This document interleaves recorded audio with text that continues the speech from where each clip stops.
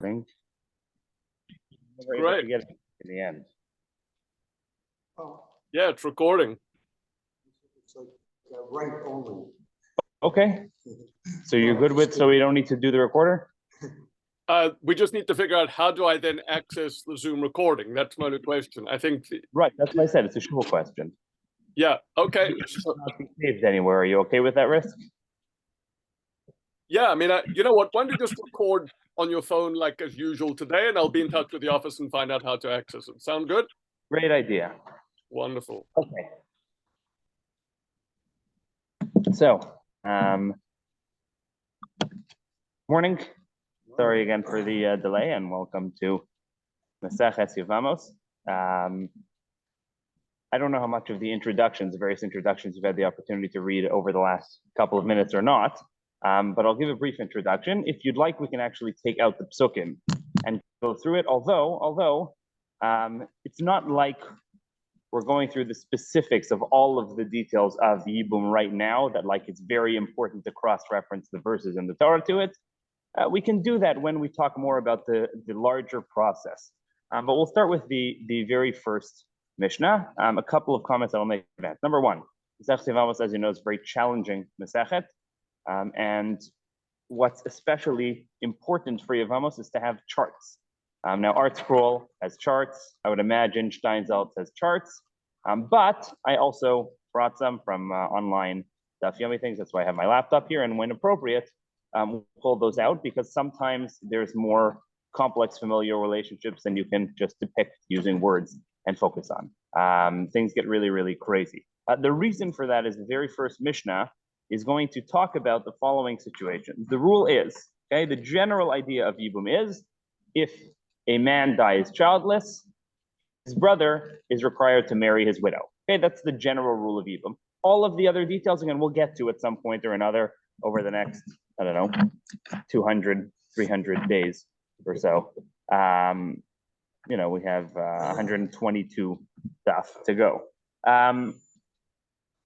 And this Mishnah is all about what happens if there is some sort of pre-existing, what we call an erva relationship. So the Torah prohibits certain people from marrying each other because they are considered to be somewhere in the group of incest or something along those lines. Okay, so included in that, okay, there are a whole list of arayos, but arayos are people to whom one is prohibited to be intimate with or to even marry.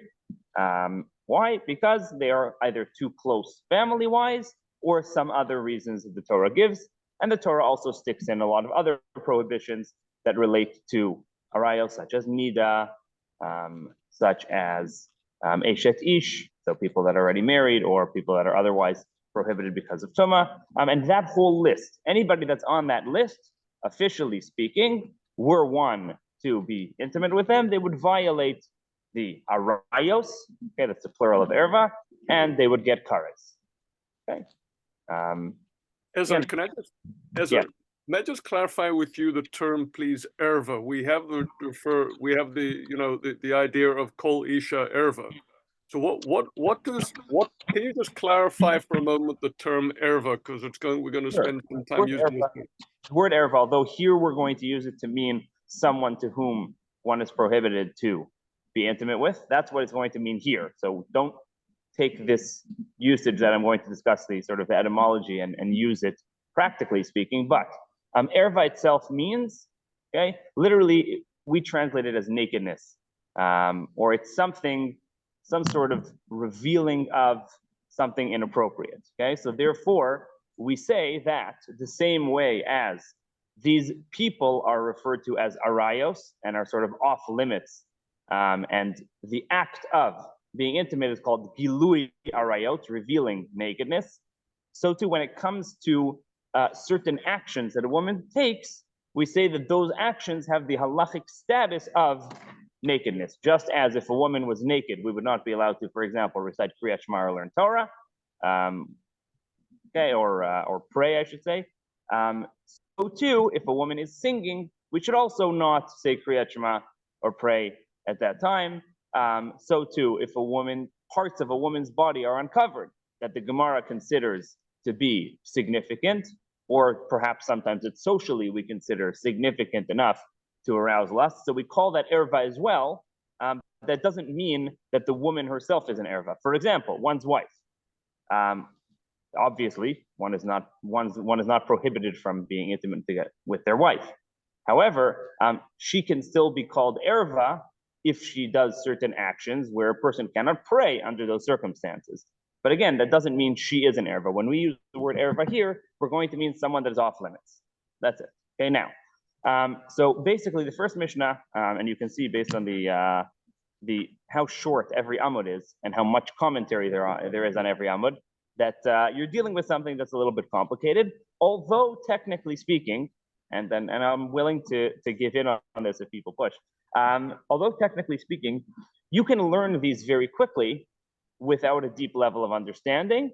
The custom is when we study these prakim, we go through every case, how it's possible, and what it looks like, rather than just saying this case is prohibited. So the Mishnah, again, is going to talk about in this case where a man dies childless, okay, and therefore his wife is obligated to marry his brother.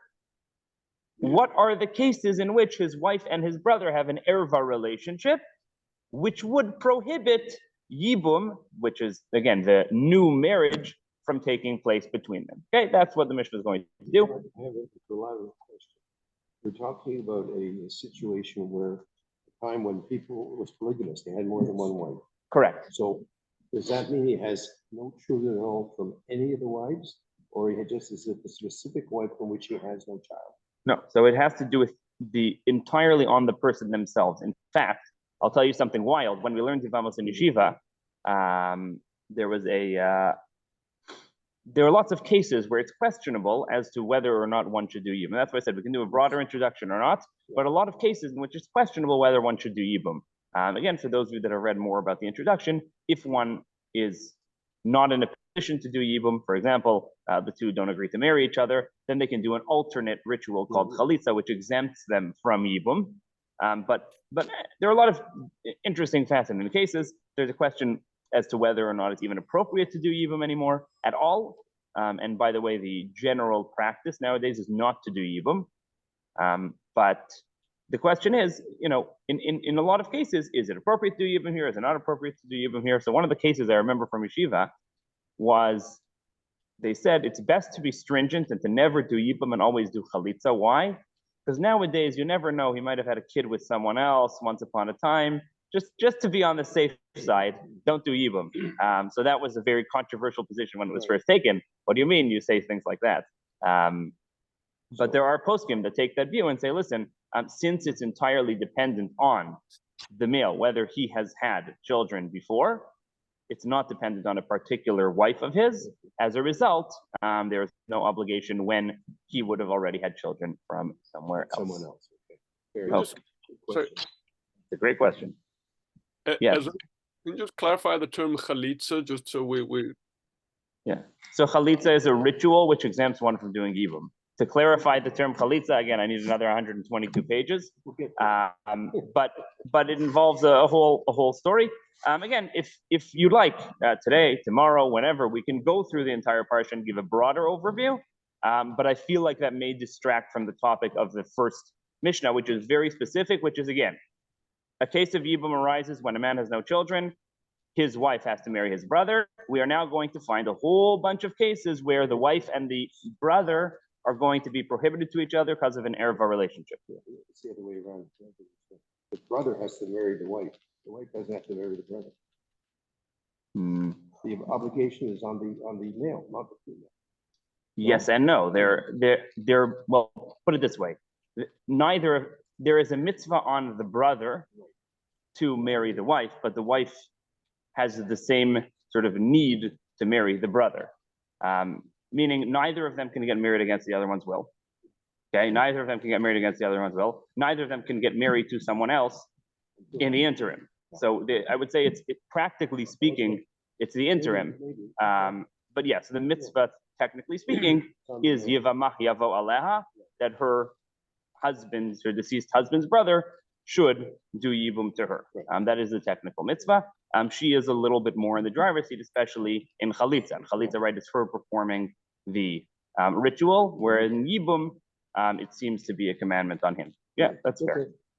Okay, so says the Mishnah, let's begin together. Chamesh esrei nashim, there are 15 women who, again, when their husbands pass away, they would theoretically be falling to Yibum. By the way, the term in Hebrew is falling to Yibum, no fail. That's the term that you're going to see used, so just a heads up. It's called falling to Yibum. There are some like terms that you'll find like that. But anyways, Chamesh esrei nashim, there are 15 types of women, meaning they're going to be women in 15 different relationships. And in these relationships with the potential new husband, meaning the brother, potrot sarotehen, they exempt their co-wives, vitzarot sarotehen, and their co-wives, min hachalitza umin hayibum, from having to do chalitza or yibum, ad sof haolam, etc., etc., etc., etc. What does this mean? So first of all, the word tsara literally means, what's it, tsara? Yancha Hashem b'yom tsara? Sorrow or pain, or right? Right. So in Tanakh, we already see this term was used to talk about the relationship of co-wives to each other. Right? Anybody know where that first comes up most famously? So we know that relationship is Sarah and Hagar. Where anybody know? Now this is bonus points. Anybody know where the Tanakh uses the term tsara? And to mean a co-wife. That's a tough one. Anybody know?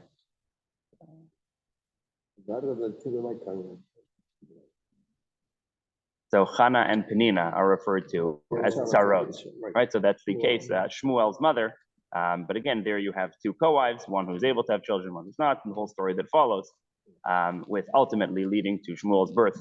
But anyways, there they're called tsarot. So again, this says the Mishnah, these 15 women, when they fall to Yibum and are unable to marry the brother because they are an erva, they will exempt all of the co-wives.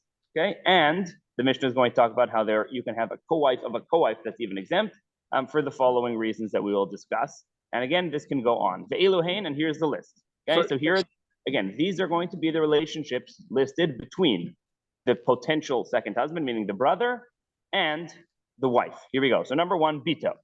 Okay. So I may just ask you, Saroten, but Sarotehen. So what does that I'm not clear on what that actually refers to. Sorry to the Mishnah, well, these are all super convoluted cases where, you know, this one has to marry this one, and this one has to marry this one, and this one has to marry this one, and there's brothers and sisters and cousins, and we'll get to the case of Sarotean near the end of the Mishnah, right? It's a very specific case. So let's just let's go through each specific case, which will be complicated enough. And for this, again, I'm going to offer you the charts. Okay, so okay, this is the background. So let's start with the first case. I'm just gonna, here we are. Okay, number one. Okay, Bito. Bito means if the relationship between the brother and the old wife is daughter and father. Okay, so basically what happens is, here you can see the very beautiful case. So I'm going to zoom in a little bit. Nice black background. Correct. So it's where basically you marry your niece. So here we've got these two brothers. Okay, Reuven and Shimon are brothers. Reuven has a daughter named, in this case, sorry if you can't see, Sarah. Okay, this is his daughter. Shimon marries Sarah, which is totally legal by Torah law, 100% okay. And what happens is, there's Shimon also marries another wife from somewhere else named Rivka. That's going to be the Tzara. That's going to be the Tzara. And in such a case, were Shimon to die, now Sarah or Rivka need to marry Reuven. The problem is Sarah is Reuven's daughter. So both of them, we say, you're off the hook. No Yibum, no Chalitza. It's okay because this relationship is prohibited. Then all the there's no need to do Yibum here at all. Okay. Neither one of these women had children with Shimon. They could have had children many times before. Yes. But with Shimon, that's the key. Again, Shimon dies childless. Sarah, since she would have to marry her father, that's a prohibited erva relationship. And therefore, Yibum is off in this case. As well, Rivka gets off because Rivka is a Tzara. Okay, now, the case that you were referring to down here, I think, is a case of Saros Sehen. Okay, let's take a look at this. This is a very fascinating situation. So what happens is as follows. Okay. Let's take a look. So if you have the following case, I just wanted to see what they're saying here. Okay, you have Reuven, Shimon, and Levi are three brothers now. Okay. Shimon, again, is married to Sarah, who is the daughter of Reuven, and also married to Rivka, who is unrelated. Okay. Since in this case there is a third brother, and Sarah is not obligated, so to say, to fall to her father. In Yes, this so case, would it be possible to hold the chart up a little bit? I can't see what you're referring to. yeah, this is going to be Oh, there you go. That's much better. Shkoyach, thank you.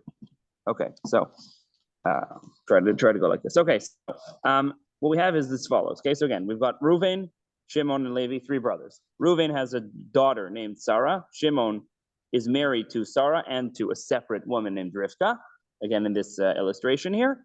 So what happens is Shimon passes away. Both Sarah and Rivka fall to Levi. There's no prohibition at all, right? Because again, Sarah is permitted to marry Levi. So that's no problem. So since her, correct. No, she's a niece. Correct. She's a niece to her uncle. Like Okay. Shimon and Levi. The same way, by the way, she was married to Shimon. She can be married to Levi. So in this case now, what happens here is they fall. So you know what? Rivka gets married to Levi. Levi does Yibum to Rivka. Now Sarah's off the hook, right? Because once one wife has done Yibum, that's okay. The other one is good. Okay, Freed up. right? Yeah. So Levi has now married Rivka in this case.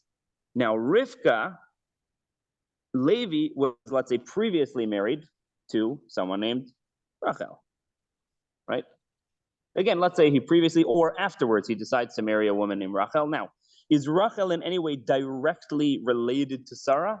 No. Sarah was the previous wife of Shimon, okay? And Rivka, who was her tzara, is now the tzara of Rachel as well. Okay, do you see here? This is what's called a case of tsaros sehan. This is like a double co-wife. Right. It's the co-wife of a co-wife. Again, here, these two, Sarah and Rivka, were co-wives. Now, Rivka and Rachel are co-wives. What happens now when Levi dies? So Reuben's got to do it. children. And he has no children, theoretically. Yes. Reuben's got to marry. Now, Reuben's No. got to marry someone, but the answer is Reuben has now fallen. Again, since Reuben has fallen to Sarah, Rivka was originally exempt as a tzara, Right. and now she exempts her co-wife Rachel from even having to marry Reuben. That's interesting. Okay, that's Ezra, what tsarotean is.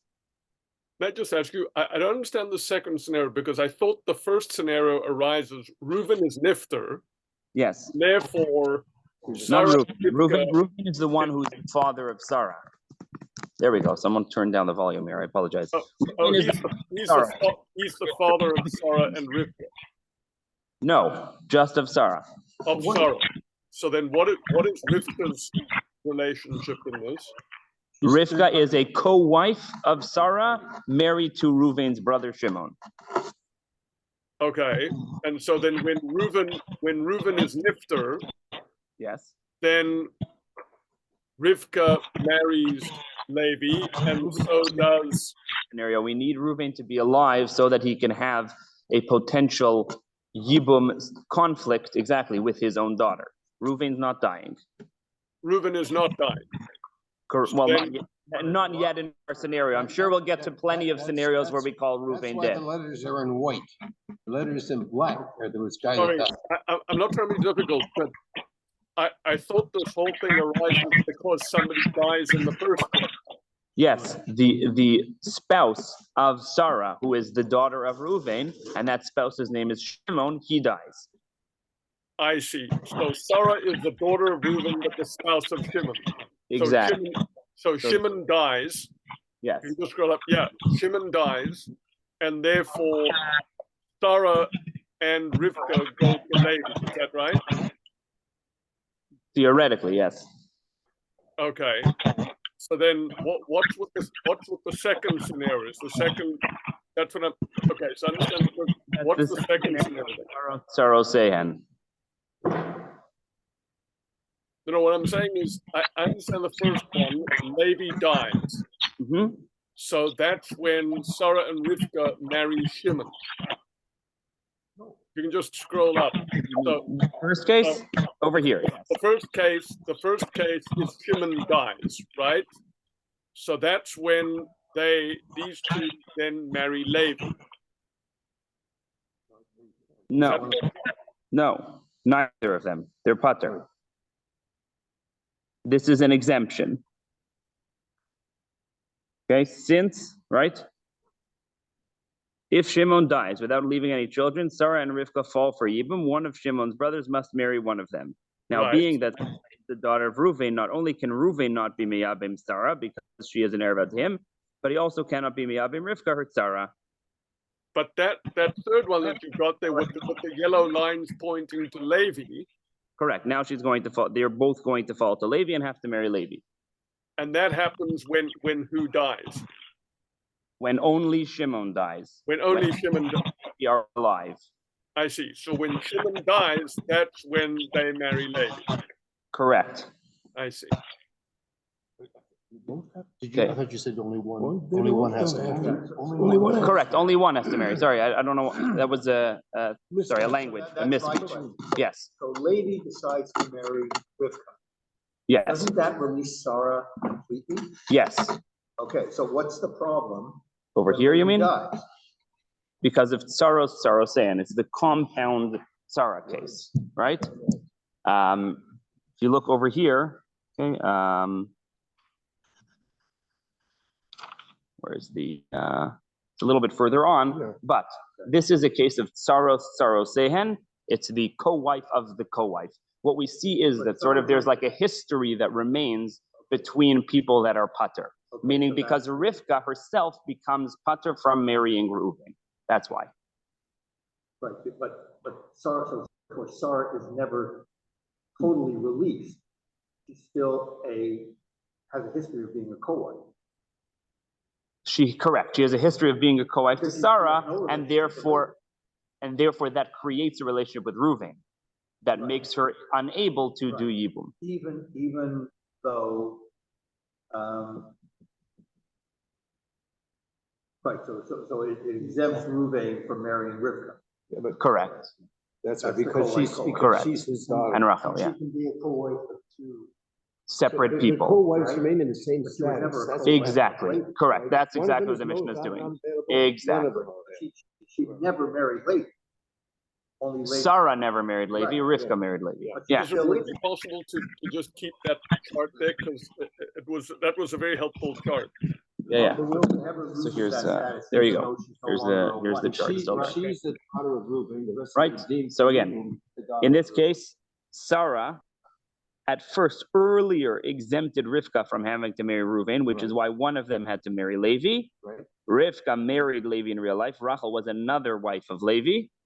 Again, Levi dies without children. Rachel is exempt from marrying Reuven because she is a co-wife to Rivka, who was a co-wife to Sarah. Exactly. Doesn't have any status now, other than being Or- previous co-wife. Correct. Almona. She's Exactly. an almona. Exactly. But once you don't fall the first time to a particular person, that sort of cuts it off. Yeah, then that's she- why I said this then is, she's and an this is only almona. the first case of the Mishnah, people.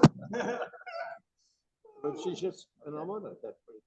Yes, But the good news is we're halfway down from the first. exactly, exactly. You Okay, know what, so- Ezer, I just want you to know this is clearly such an easy Gemara. We're going to have no problem figuring this out by ourselves with real clear Duff and Rashi art scroll. I'm sure we'll just get through this, no problem. This is so easy. I'm So, no problem. We'll be able to sail through this with real clear Duff and Rashi art scroll with our eyes closed. I'm convinced of it. okay, No problem. you will use the same charts that I used when preparing this, which is this. I would not be able to understand this very well without these charts. Let me be No honest. problem. It's all good. Number two, Bas Bito, okay, which is the granddaughter. This is actually pretty easy to envision. It's exactly the same case. Just instead of the relationship between Reuven and Sarah being daughter, it's granddaughter, okay? Because one is still prohibited to marry their own granddaughter, and a granddaughter is prohibited to marry her grandfather. I don't even know if they show it here, but it's exactly the same circumstance, Okay, it's exactly the same. There we are. We got same thing. Right. It's exactly the same case, just with a granddaughter instead of a daughter. Right. Okay, that's the prohibited relationship there. That's the second case of the Mishnah. Uvas beno, okay, same thing, and granddaughter from you in the Torah. The Torah lists both bas beno and bas bito, granddaughter from the daughter of a son or a daughter of a daughter. Doesn't matter. Both are prohibited. Same case. Okay, here's an interesting one. Bas ishto. If it's his wife's, exactly, daughter from her first marriage, precisely, right? You can see it, yeah. So let's take a look at that case over here, just to make it clear. Okay, so Ruvain, okay, Great moral offense. yeah, okay. So over here, so there's Ruvain and his wife. Okay, Bas Ishto. Ruvain is married to, I like how they call her Ishto. And Ishto previously, I don't know if it says that in the lines there. Yeah, Ruvain's wife's daughter. Okay, exactly. And no, Sorry, is Ruben's granddaughter? no, unless Ruvain's his wife's, daughter-in-law. unless Ruvain is his wife's father, that would be very complicated. We presume, right, in all of these cases, what makes it more complicated is that they have to have been married legally, Jewishly beforehand. Right, okay. If we were able to live in Texas or wherever, this wouldn't be so much of a problem. Okay, so these two people are married, exactly. It's his stepdaughter. Okay, so this is his stepdaughter. Now that's prohibited also. It's again his wife's daughter. So again, Shimon's married to her because what the hell, no relationship there. That's fine. And again, we've got the same Sarah and Sarah. This one dies, she marries him, and this one dies, and then they would theoretically fall back to Reuven. No, they don't because of Sarah. Okay, that was the case. Next case. I think we have to stop. Oh, we're already at time. Sorry. There we go. Okay. To be continued. Yeah. Sorry again for the late start today, but Yeah, so you should correct. Would it be possible to email me those charts? I'd like to be able to print them out so that I can have them in front of me when we have the show tomorrow. I'm going to share them. I'm going to share them with everybody. I'm going to show you the website which I got them from, just because it's not like it has all of the whole Masechet in one PDF. Like you might have to click on Daf Beis will be one PDF. Daf Gimel will be another PDF. Daf Dalet will be another PDF. Although, again, as we talked about, like this is really a very, very complicated Gemara to start. It's not always complicated. Yeah, it would be great if I could just sometime later today print that up so I can have it ready for tomorrow's show. That'd be amazing. And I can try and follow along. Thanks, Ezra. Ishaka. Thanks, everyone. Have a great day. Bye-bye. Okay.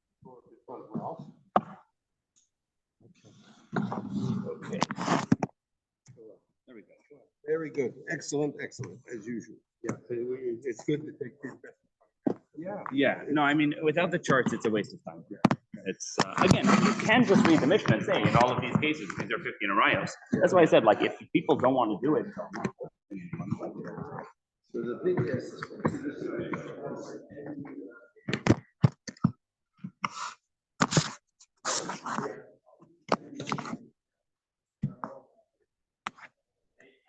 Oops.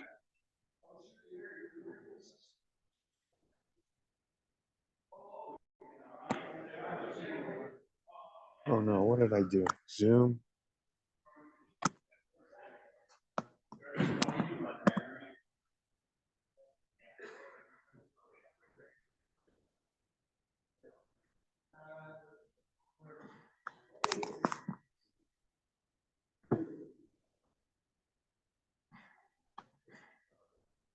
I don't know.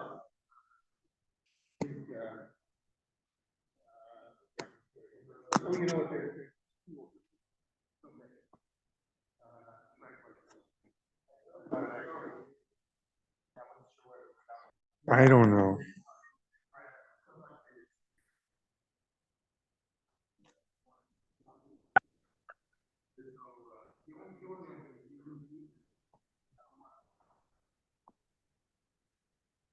How do you?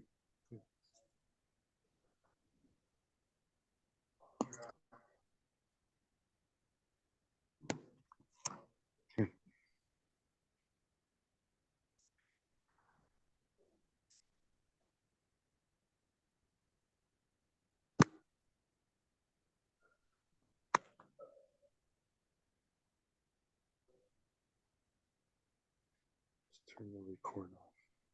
Stop recording.